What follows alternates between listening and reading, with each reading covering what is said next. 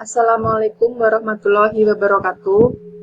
Nama saya Arlinda Wulansari, NIM 1710321026 dari Fakultas Pertanian Universitas Muhammadiyah Jember.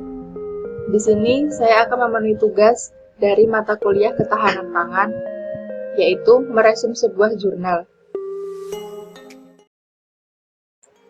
Langsung aja yang pertama yaitu judul jurnal yaitu Perubahan Iklim dan Ketahanan Pangan Masyarakat di Pesisir Pantai.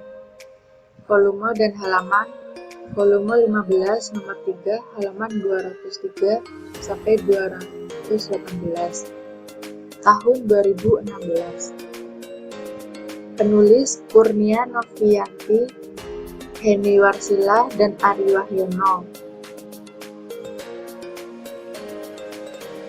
Latar belakang 1. Kondisi 60% penduduk Indonesia yang tinggal di wilayah pesisir berpotensi terancam ketahanan pangan dan kehidupan berkelanjutannya.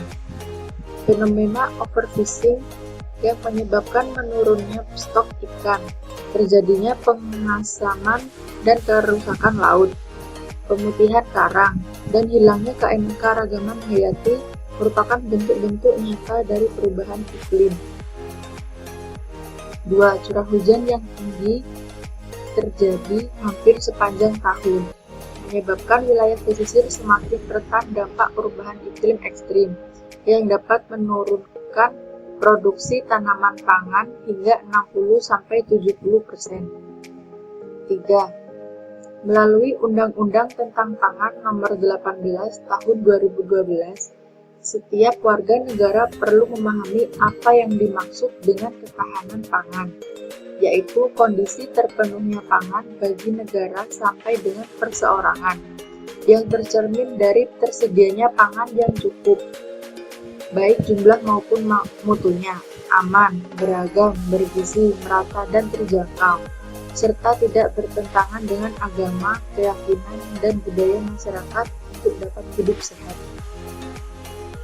Tujuan untuk mengetahui bagaimana perubahan iklim dan mata pencaharian masyarakat di pesisir.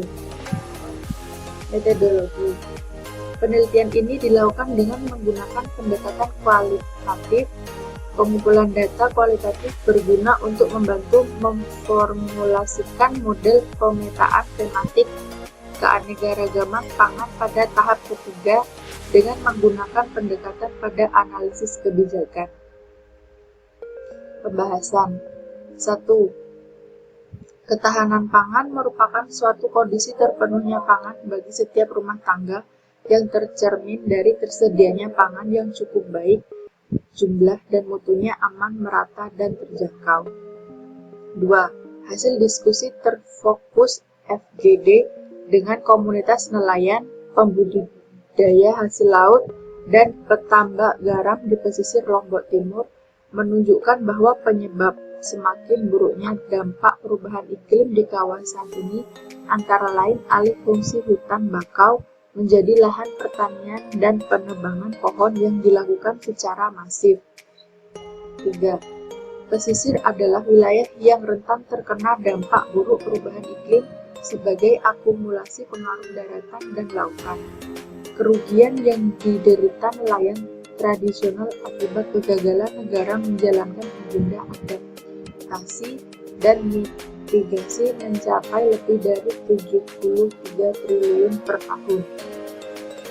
4. Akses pangan masyarakat pesisir berhubungan dengan kepemilikan alat tangkap yang menentukan jenis ikan atau biota laut yang dikonsumsi atau dijual di pasar. Akses pangan masyarakat pesisir dipengaruhi oleh jumlah alat tangkap yang dioperasikan.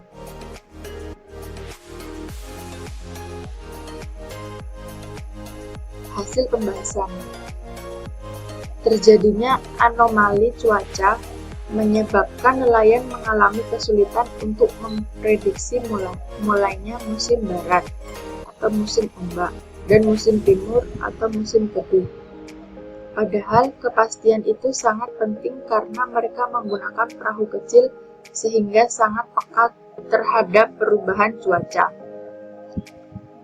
Masyarakat nelayan di wilayah Lombok Timur termasuk kelompok yang rentan dalam menghadapi perubahan iklim, terutama untuk mencukupi kebutuhan pangan ikan selama ini hanya tergantung pada salah satu alat tangkap, yaitu ancok, yang merupakan alat tangkap tradisional dipergunakan untuk menangkap ikan rucah atau ikan-ikan kecil sebagai konsumsi pangan laut sehari-hari. Kesimpulan, kebiasaan makan komunitas pesisir Lombok Timur yang sangat mengandalkan hasil laut jelas dipengaruhi oleh perubahan iklim yang mengakibatkan tangkapan nelayan terus menurun. Kendati terdapat bahan makanan yang lain yang tidak berasal dari laut, namun komoditas yang tinggal di sekitar pesisir sangat merasakan kehilangan apabila tidak dapat mengkonsumsi ikan. Dukungan terhadap kegiatan budidaya perikanan menjadi rekomendasi berikutnya dalam rangka pengembangan diversifikasi kegiatan mata pencaharian yang mengandalkan perikanan tangkap.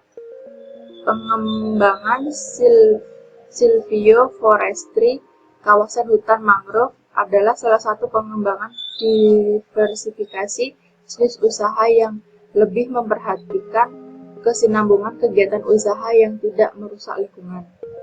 Terima kasih. Sekian yang dapat saya sampaikan. Jika ada salah kata, saya mohon maaf. Wassalamualaikum warahmatullahi wabarakatuh.